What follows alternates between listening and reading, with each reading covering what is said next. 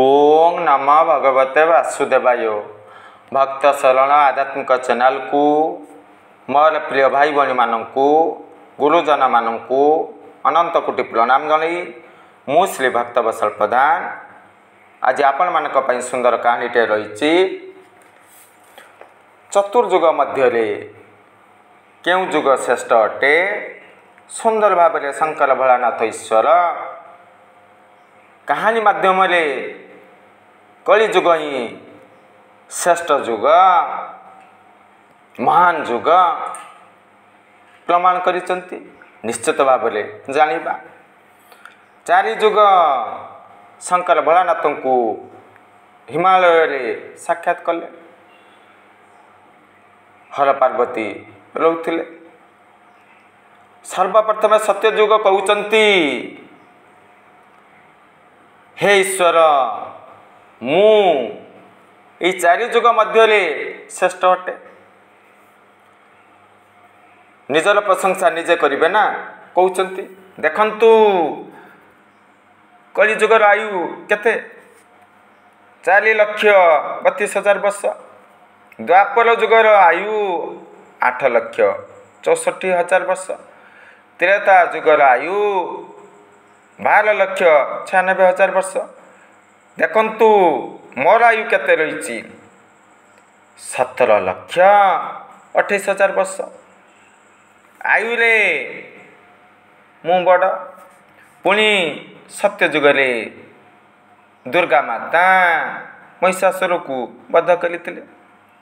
मुकुला केश धारण करथिले। एसब कथा आपण माने जानिछंती। बलि राजा थिले। प्रहलाद भगवान कर परम भक्त रही। पुणी लोक मानकर आयु 1,00,000 वर्ष रही। ध्रुव 36,000 वर्ष सुशासन प्रतिष्ठा करथिले। सुवर्ण पात्र लोक माने व्यवहार करुथिले।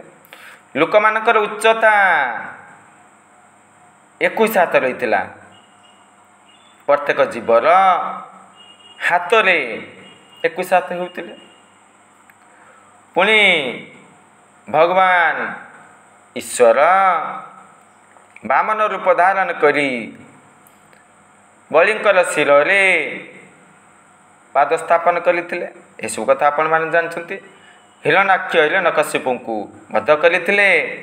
भगवान मीन रूप धारण करथिले। कच्छप रूप धारण करथिले। वराह रूप धारण करथिले। नृसिंह रूप धारण करथिले। वामन रूप धारण करथिले।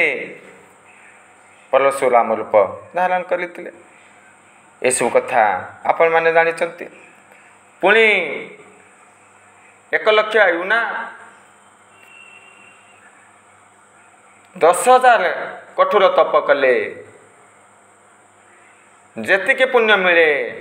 जड़े व्यक्ति 10,000 वर्ष कठोर तप करिब जेतिके पुण्य हासिल करिब। त्रेता युगर लोक मानकर आयु 10,000 वर्ष। 1,00,000 रु 10,000 आसिला।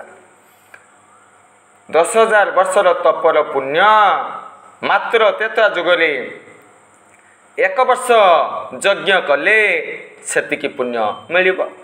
पुणी आश्चर्य लगे द्वापर युगरे लोक मानकर आयु मात्र 1,000 वर्ष।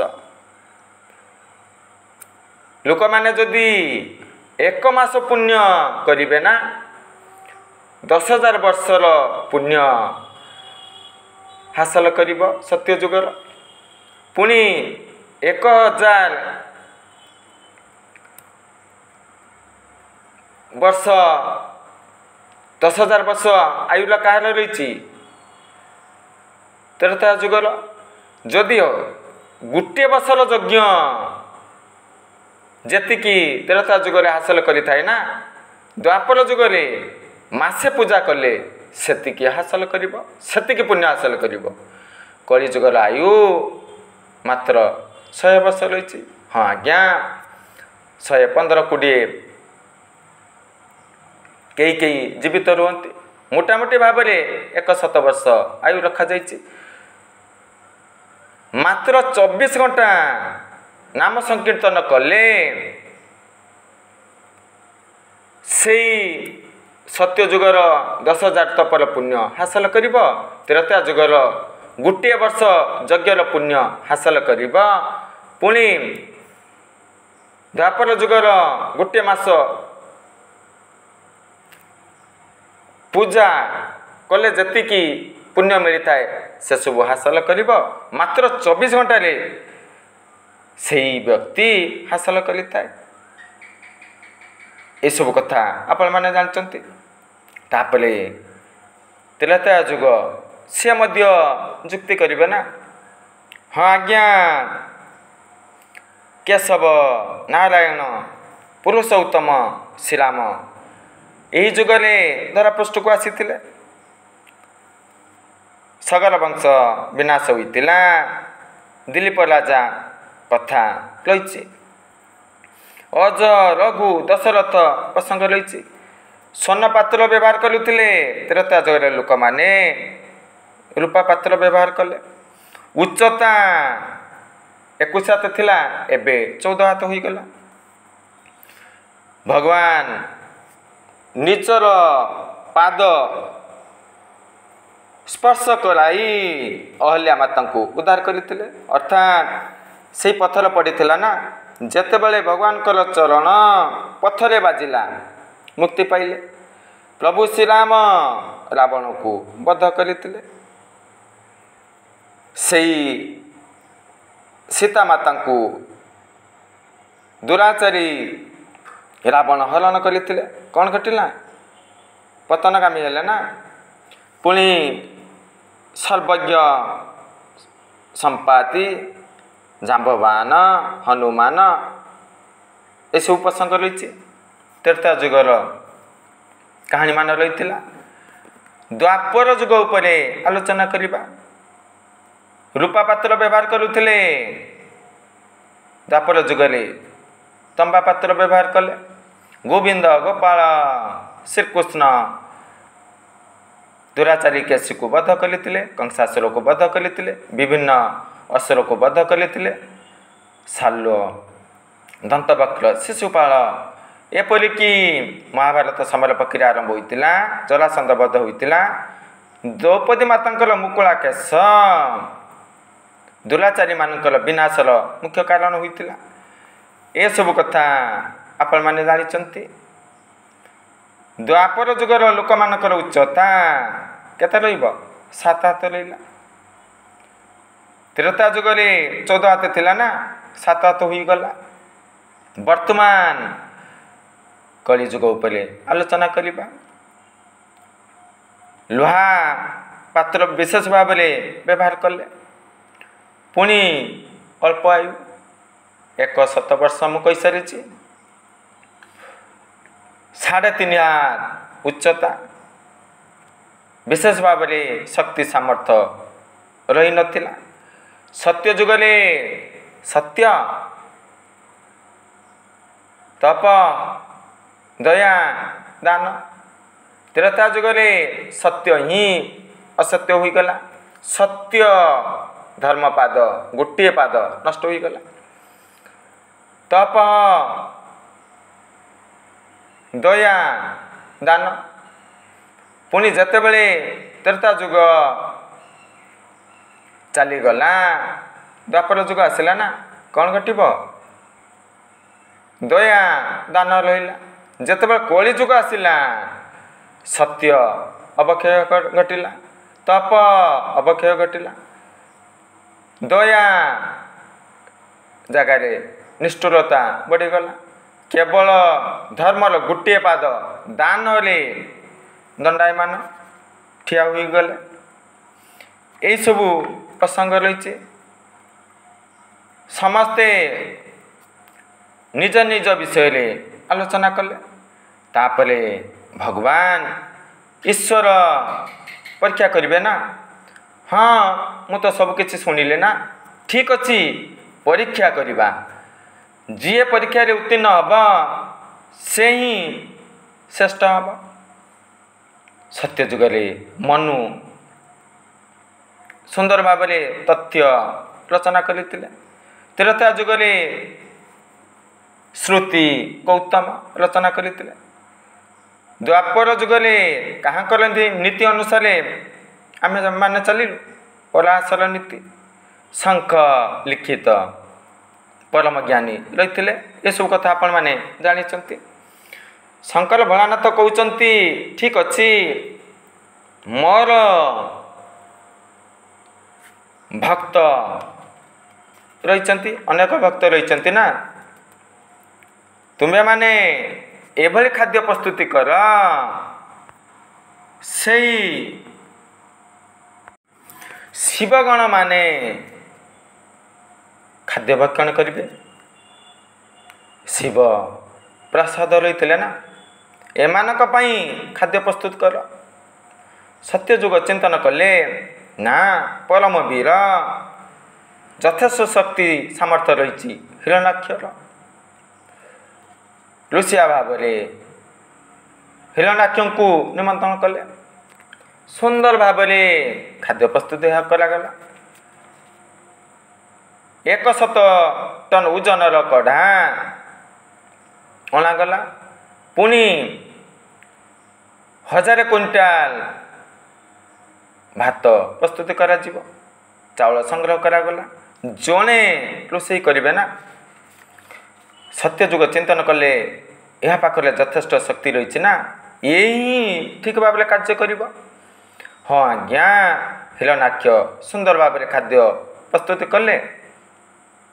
ଶିବଗଣ ଅତି ଆନନ୍ଦରେ ଖାଦ୍ୟ ଭକ୍ଷଣ କଲେ, ଗ୍ରହଣ କଲେ, ନୈବେଦ୍ୟ ଗ୍ରହଣ କଲେ। ତ୍ରେତୟା ଯୁଗର ପାଳି ପଡ଼ିଗଲା। ତ୍ରେତୟା ଯୁଗ ଚିନ୍ତନ କଲା, କୁମ୍ଭକର୍ଣ୍ଣଙ୍କର ଯଥେଷ୍ଟ ଶକ୍ତି ସାମର୍ଥ୍ୟ ରହିଛି, ସେ ହିଁ କରିପାରିବେ। କୁମ୍ଭକର୍ଣ୍ଣ ଆସିଲେ, ଚୁଲି ନିର୍ମାଣ କଲେ, ଖାଦ୍ୟ ପ୍ରସ୍ତୁତ କଲେ, ଅତି ଆନନ୍ଦରେ ଶିବଗଣ ଗ୍ରହଣ କଲେ। ଦ୍ୱାପର ଯୁଗର ପାଳି ପଡ଼ିଲା। ଭୀମସେନଙ୍କୁ ଡକାଗଲା। ଭୀମସେନ ଆସିଲେ। ଯଥେଷ୍ଟ ଶକ୍ତି ସାମର୍ଥ୍ୟ ରହିଛି ନା, ସେ ମଧ୍ୟ ଏକା ଖାଦ୍ୟ ପ୍ରସ୍ତୁତ କଲେ, କାଠ ସଂଗ୍ରହ କଲେ, ଚୁଲି ନିର୍ମାଣ କଲେ, କଢ଼ା ବସାଇଲେ, ଚାଉଳ ପକାଇଲେ, ପାଣି ପକାଇଲେ, ପୁଣି ବିଭିନ୍ନ ପନିପରିବା ସଂଗ୍ରହ କରି ଖାଦ୍ୟ ପ୍ରସ୍ତୁତି କଲେ। ଯେତେବେଳେ କଳିଯୁଗ ପାଳି ପଡ଼ିଲା, କଳିଯୁଗର ଲୋକମାନଙ୍କର ଶକ୍ତି ସାମର୍ଥ୍ୟ ବିଶେଷ ଭାବରେ ଅଛି କି ନାହିଁ ନା, ତେଣୁ ବୁଦ୍ଧି ପ୍ରୟୋଗ କରିବେ, କ'ଣ କରାଯିବ। ସେଇ କଳିଯୁଗ ଚିନ୍ତନ କଲେ, ଜଣେ ପରମ ଜ୍ଞାନୀ ବ୍ରାହ୍ମଣକୁ ବାଛିଲେ। ସେଇ ବ୍ରାହ୍ମଣ ଆସିଲେ। ବାମନ ବ୍ରାହ୍ମଣ ଏକା ଖାଦ୍ୟ ପ୍ରସ୍ତୁତି କରିବା ସମ୍ଭବ କି? ବିଶାଳମୟ କଢ଼ା ରହିଛି, 1000 କୁଇଣ୍ଟାଲ ଭାତ ପ୍ରସ୍ତୁତି କରାଯିବ, ଅସମ୍ଭବ। ତେଣୁ କ'ଣ କଲେ? 4 ଜଣ ଶିବଗଣକୁ ଡାକିଲେ। ଶିବଗଣଙ୍କର ଯଥେଷ୍ଟ ଶକ୍ତି ସାମର୍ଥ୍ୟ ରହିଛି ନା, ଆରେ ଭାଇ କଢ଼ାଟି ଧରନ୍ତୁ। କଢ଼ା ଧରି ଆଣିଲେ। ଚୁଲି କାର୍ଯ୍ୟ ନିର୍ମାଣ କରିବା, ଆସନ୍ତୁ କରିବା। ବ୍ରାହ୍ମଣ ମିଶିଗଲେ। ପୁଣି ସେଇ 4 ଜଣ ଶିବଗଣ ମାଧ୍ୟମରେ କାର୍ଯ୍ୟ ଆରମ୍ଭ କଲେ। ଭାଇ ଜଳର ଆବଶ୍ୟକତା ରହିଛି, ଆଣନ୍ତୁ। ଆଣିଲେ। ଭାଇ କଖାରୁ କାଟନ୍ତୁ, ପନିପରିବା କାଟନ୍ତୁ, ଖାଦ୍ୟ ପ୍ରସ୍ତୁତ କରିବା। ସେଇ 4 ଜଣ ରୋଷେଇ କାର୍ଯ୍ୟରେ ଲାଗି ପଡ଼ିଲେ। ପୁଣି ସେଇ ବ୍ରାହ୍ମଣ ଆଦେଶ ଦେଉଥିଲେ, ଭାଇ ଏ କାର୍ଯ୍ୟ କରିବା, ଏ କାର୍ଯ୍ୟଟି ଅସମ୍ପୂର୍ଣ୍ଣ ରହିଲା, କାଠ ସଂଗ୍ରହ କରିବା। ହଁ ଆଜ୍ଞା, ଖାଦ୍ୟ ପ୍ରସ୍ତୁତି ହୋଇସାରିଛି, ଡାକନ୍ତୁ, ଅନ୍ୟମାନଙ୍କୁ ଡାକନ୍ତୁ, ଏକା ସଙ୍ଗରେ ଖାଦ୍ୟ ଭକ୍ଷଣ କରିବା। ପୁଣି ଖାଦ୍ୟ ବାଣ୍ଟିଲେ। ସମସ୍ତ କାର୍ଯ୍ୟ ସୁନ୍ଦର ଭାବରେ ସମ୍ପାଦନ ହୋଇଗଲା। ଶଙ୍କର ଭୋଳାନାଥ କହୁଛନ୍ତି, ଦେଖିଲ ତ, କଳିଯୁଗ ଶ୍ରେଷ୍ଠ ଯୁଗ।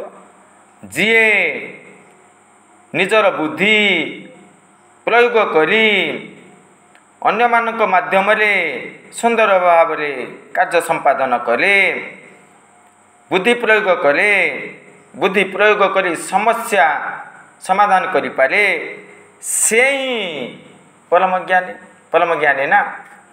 हाँ आज्ञा सुंदर भाव संस्कृत भागवत गोटे श्लोक रही कृते जत धायतो विष्णु त्रेतयाम जजौत मुखयी द्वापरे परिचर्याय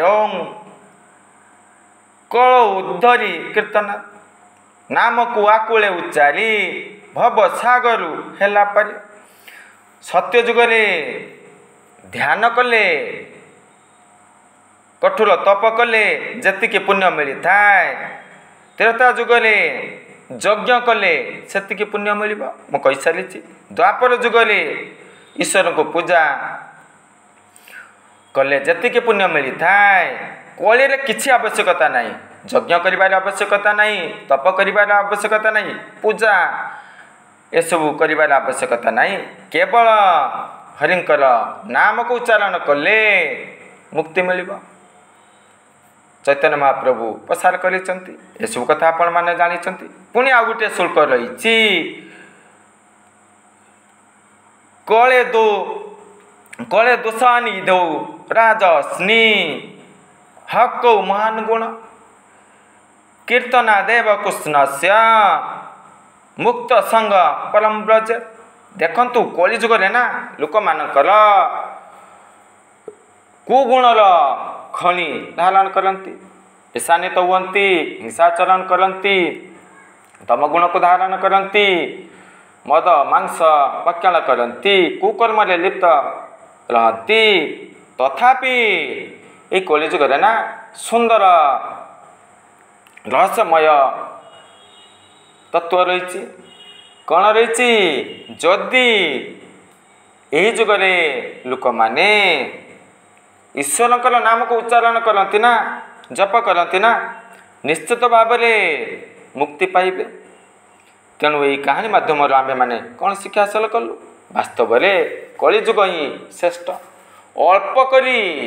अल्प परिश्रम करी आमे माने अधिक पुण्य हासिल करुचे मुक्ति पाई पारुचे ईश्वर को कृपा हासिल करि पारुचे। तेणु निश्चित भाव सत्पथरे चलने चेष्टा करिबा सत्कर्म करिबा ईश्वरंकर प्रभुंकर नाम को जप करी मुक्ति पाइबा। यह सब कले आम्भ मानकर कल्याण घटिबा। जय जगन्नाथ।